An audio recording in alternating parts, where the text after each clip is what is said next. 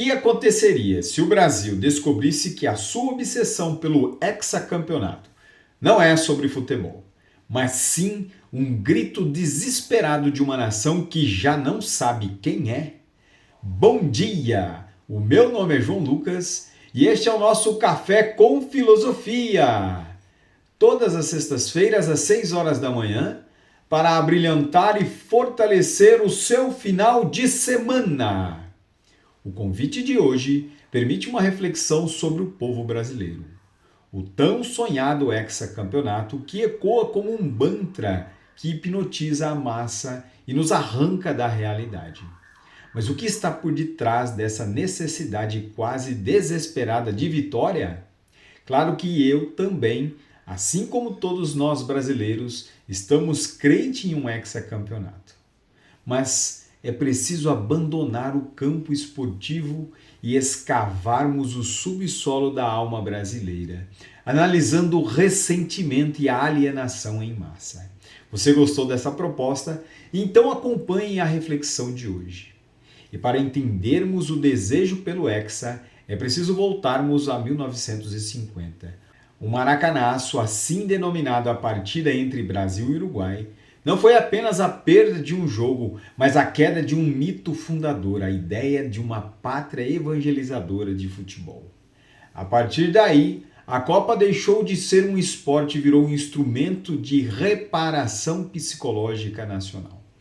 A filósofa brasileira Lúcia Helena Galvão, em seus estudos sobre a sociabilidade e alienação, mostra como o Brasil constrói narrativas que mascaram suas contradições estruturais. O país do futebol é a atualização contemporânea de uma velha e conhecida estratégia, a política do pão e circo. Assim como os impérios antigos apaziguavam a fome e a revolta social distribuindo comida e espetáculos, a estrutura do poder brasileiro utiliza o futebol como o grande circo moderno. Enquanto o país atrasa em áreas essenciais e a desigualdade cresce, o esporte funciona como uma distração de massa perfeita. Um ópio que anestesia a dor social e adia o confronto com a realidade. O cidadão terceiriza sua dignidade nacional para o campo.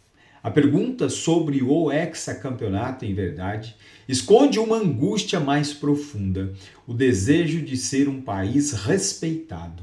Ou seja, nenhuma taça poderá resolver o que está quebrado fora do campo. Mas a massa não quer encarar isso. Ela exige espetáculo. A questão que se segue é: por que mesmo após decepções históricas, a massa acredita cegamente que a vitória é certa? Quem nos auxilia nesse entendimento é o psicólogo social Jonathan Haidt, em sua teoria da mente moral, que nos oferece uma metáfora esclarecedora. Haidt compara a mente humana como a de um elefante enorme, e que, segundo ele, representa as emoções e os instintos, e a de um cavaleiro minúsculo nas suas costas, que representa a razão. A ilusão social é achar que o cavaleiro governa. Na verdade, o elefante traça o caminho e o cavaleiro apenas inventa justificativas lógicas para onde o elefante já decidiu ir. No caso da seleção, o elefante é o tribalismo primitivo, o pânico de pertencer a um rebanho forte. Com a chegada do campeonato, o interruptor do comportamento de colmeia é ligado. Então o elefante grita que a vitória é inevitável e a razão do torcedor busca estatísticas e escalações para justificar a fé cega. Ora, até porque discutir futebol com lógica é inútil, não é mesmo? Pois tenta-se convencer um cavaleiro a puxar as rédeas de um elefante indomável. Mas o problema surge quando o elefante tropeça. Aqui vamos recorrer a Friedrich Nietzsche para entender a reação do torcedor diante da derrota, também conhecido como ressentimento. Nietzsche explica que o ressentimento é o sentimento daquele que é fraco, que não tem poder para agir no mundo real e que, por isso, cria uma moralidade da revolta íntima. O ressentido diz que não venceu por ser bom, mas porque o outro é vil. O cidadão comum, durante o ano, enfrenta filas, inflação e impotência diante do sistema. Ele é, no entendimento nitiniano, um escravo moderno. Ou seja, quando o campeonato chega, ele se funde ao atleta, o super-homem em forma humana. Quando esse super-homem falha, o encanto quebra e sobra o ressentimento apenas. A mesma massa que eleva o atleta a Deus em um dia é capaz de linchá-lo no dia seguinte. Há um desejo de destruir aquilo que foi elevado, porque a falha do ídolo expõe a própria fraqueza do torcedor. O ódio à derrota é, na verdade, o ódio ao espelho. Se Nietzsche expõe a ferida, Sigmund Freud explica que a sociedade insiste em continuar se machucando.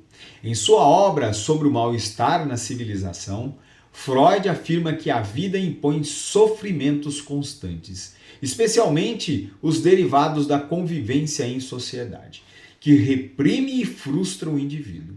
E para escapar desse mal-estar, o ser humano recorre a substitutivos que tornem a realidade suportável. No Brasil contemporâneo, o futebol assumiu a função psíquica de uma religião laica. Freud descreve um sentimento oceânico, uma sensação de fusão com todo o que alivia a neurose. Quando milhões de pessoas vestem a mesma camisa e focam em uma bola, as fronteiras do ego se dissolvem. A pergunta sobre o hexacampeonato se transforma na busca pela satisfação de um desejo narcisístico absoluto.